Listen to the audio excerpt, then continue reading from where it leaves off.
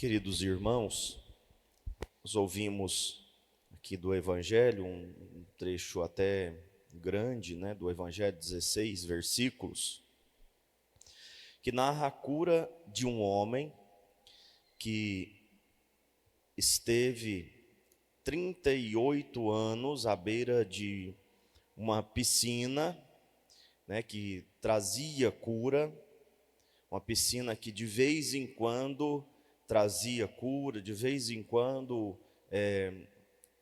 fazia um milagre, por assim dizer, e não pôde ser curado até então, porque não conseguia chegar nessa piscina a tempo.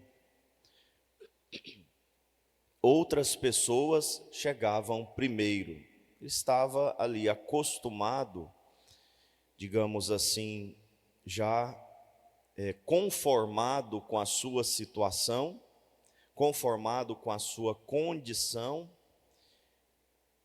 porque não tinha condições de chegar nessa piscina, não conseguia chegar a tempo. E Jesus, então, vendo aquela situação, passa, pergunta àquele homem o que está acontecendo, conversa com ele, pergunta se ele quer ficar curado. O homem responde que até que quer, mas não consegue chegar a tempo quando a água é agitada. E Jesus, então, com um imperativo aqui, diz: levanta-te, pega na tua cama e anda. Quer dizer, a cura, um milagre, a bênção está ali diante dele, mas ele não sabe. Ele quer ficar curado, mas acredita que a cura vem da piscina, e que nem era assim uma prática dos judeus, aquela era mais uma prática pagã, aquela piscina, mas ele acredita que a cura vem dali. E Jesus, que é a fonte, aquela fonte inesgotável, que nós vimos na primeira leitura, que sai do templo, ele é o templo de Deus, onde promana a cura, a graça, o milagre, a bênção, a salvação. Então Jesus é esse templo de onde sai uma água que cura e que torna saudáveis todas as coisas, uma fonte inesgotável está ali diante dele. Então Jesus diz: levanta-te, pega a tua cama e anda, e naquele mesmo instante o homem fica curado. Ele sai então com a sua cama, como Jesus havia ordenado, e os judeus, que provavelmente já tinham visto esse homem, 38 anos, é impossível que aquelas pessoas não tenham visto aquele homem.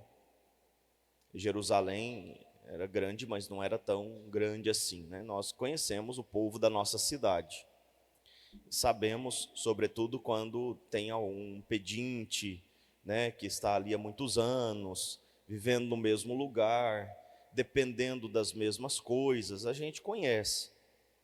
Então os judeus, em vez de ficarem admirados, porque aquele homem, que estava ali muitos anos doente, agora está andando, até carregando a cama, de tão saudável que ele está, eles se preocupam com a observância de uma lei, porque eles já haviam esquecido o espírito da lei de Deus há muito tempo.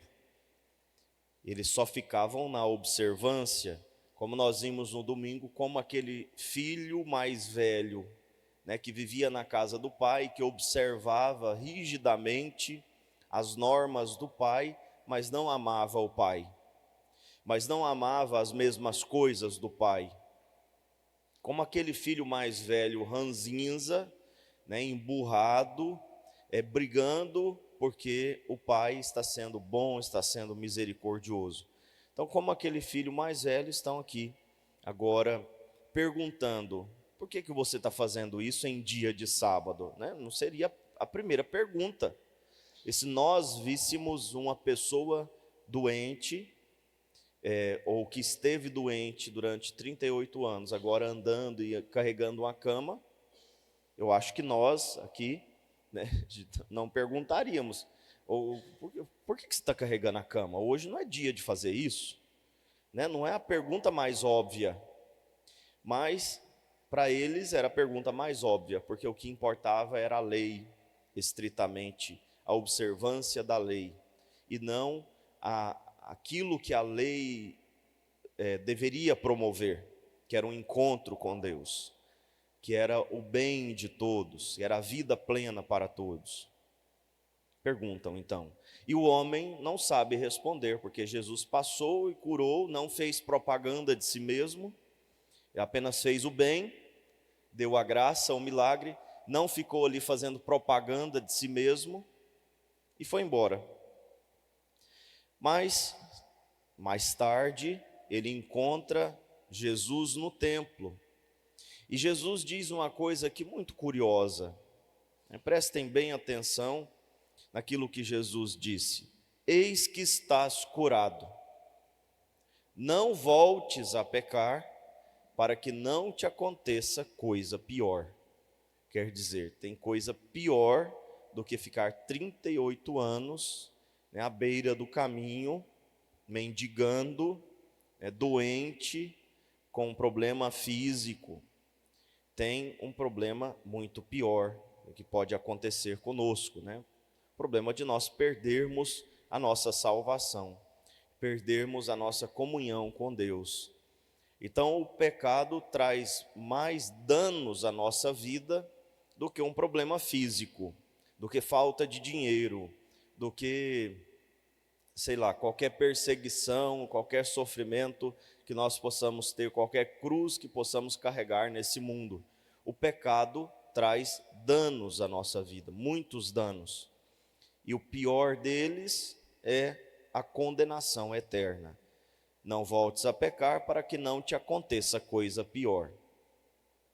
E, estranhamente, esse homem, depois de conhecer quem o curou, conta para os judeus, né, que estavam bravos com Jesus, com aquele homem, porque estava carregando a cama. Conta para os judeus, né, faz uma fofoca ali, né? Foi Jesus, quer dizer, a culpa não é minha, né? Se vocês querem perseguir alguém, persigam Jesus. E é isso que acontece, né? Eles começam a perseguir Jesus por causa da cura que ele havia feito em dia de sábado, porque ele tinha estimulado aquele homem a romper o sábado, a profanar o sábado, podemos dizer assim, a trabalhar em dia de sábado, ou seja, carregar uma cama. Bom, o que este evangelho nos ensina? Jesus é a fonte inesgotável de todos os bens, o lugar onde nós devemos buscar a cura, a bênção, a graça. É Ele que passa e nos vê à beira do caminho e nos salva, né, e vem ao nosso encontro para nos curar das nossas doenças físicas, mas sobretudo espirituais. Por isso, nos reunindo aqui hoje para celebrar a Eucaristia, diante da palavra, diante da Eucaristia, vamos pedir a Jesus que Ele derrame sobre nós a água do Espírito, o seu amor, da sua misericórdia, da sua bênção, inunde a nossa vida trazendo vida e saúde física, mas sobretudo espiritual.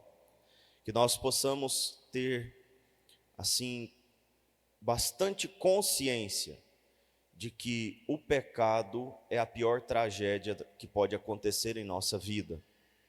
Mais do que qualquer coisa, o pecado é a pior tragédia e devemos fugir sempre do pecado para que não nos aconteça coisa pior. Por isso vamos pedir a graça de Jesus, mas não nos afastemos jamais dele, essa fonte inesgotável também de perdão, mas também de graça. Nós precisamos para viver a vida de santidade, a vida da graça de Deus.